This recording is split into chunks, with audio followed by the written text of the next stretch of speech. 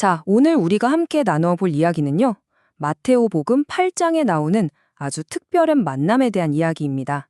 바로 한 로마군 백인대장이 보여준 정말 강력한 믿음에 관한 이야기죠. 이야기를 시작하기 전에 우리 한번 이런 질문을 던져보면 어떨까요? 대체 어떤 믿음이길래 하느님의 시선마저 사로잡을 수 있었을까? 그 위대한 믿음은 과연 어디서 오는 걸까요? 이야기의 무대는 카파르나움입니다. 여기서 정말 상상하기 힘든 만남이 이뤄지는데요. 바로 유다인 스승이셨던 예수님께 점령군인 로마의 고위장교, 백인대장이 다가오는 장면이죠. 이게 얼마나 대단한 일이었는지 우리가 좀 상상해 볼 필요가 있어요. 생각해 보세요. 당시 사회 분위기에서 지배하는 쪽의 권력자가 피지배 민족의 한 스승에게, 그것도 사람들 앞에서 무언가를 청한다는 건 정말 충격적인 사건이었을 겁니다. 백인대장의 이 한마디에 그 간절함이 묻어나죠. 그런데 여기서 정말 놀라운 건 그가 이렇게 애타게 살리려는 대상이 가족이 아니라는 거예요. 바로 자신의 종이었습니다. 당시에는 그냥 재산 목록에나 들어갈 법한 존재였죠.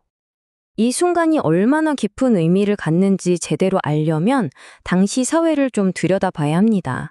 이 백인대장과 종 사이에는 어마어마한 벽이 있었거든요. 먼저 이 백인대장, 이 사람은 어떤 사람이었을까요?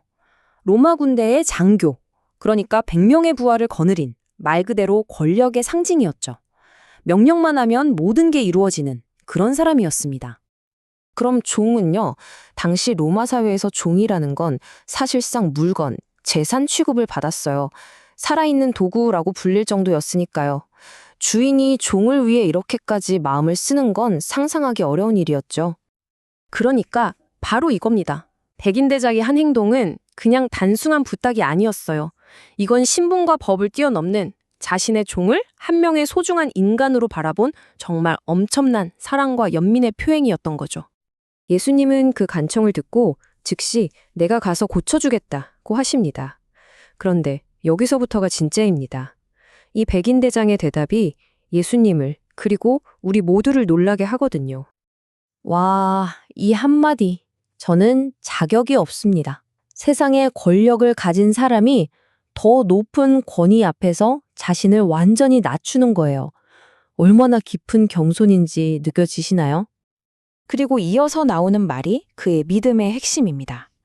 직접 오실 필요도 없다는 거예요. 그저 말씀 한마디. 그 자체에 치유의 힘이 있다는 걸 절대적으로 믿었던 거죠. 이건 물리적인 거리나 공간, 시간을 완전히 초월하는 믿음인 거죠. 예수님의 권위는 어디에 얽매이는 게 아니라는 걸 그는 이미 알고 있었던 겁니다. 자, 이런 고백을 들으신 예수님의 반응은 어땠을까요?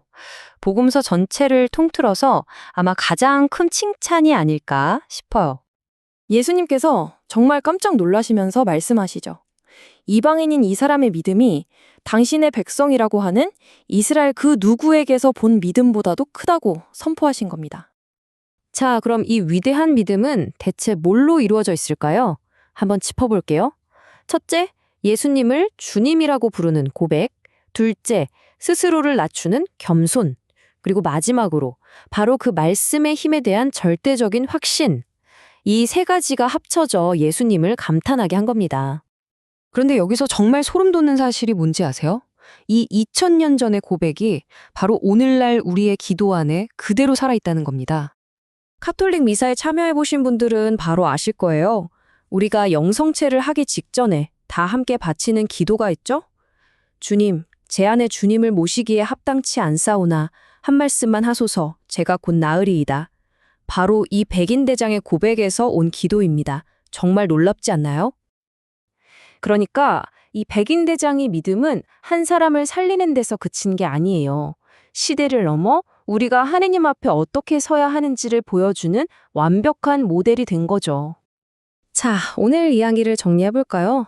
사회의 벽을 넘어서는 사랑, 더 높은 권위 앞에서 기꺼이 자신을 낮추는 겸손, 그리고 보이지 않아도 믿는 말씀의 힘.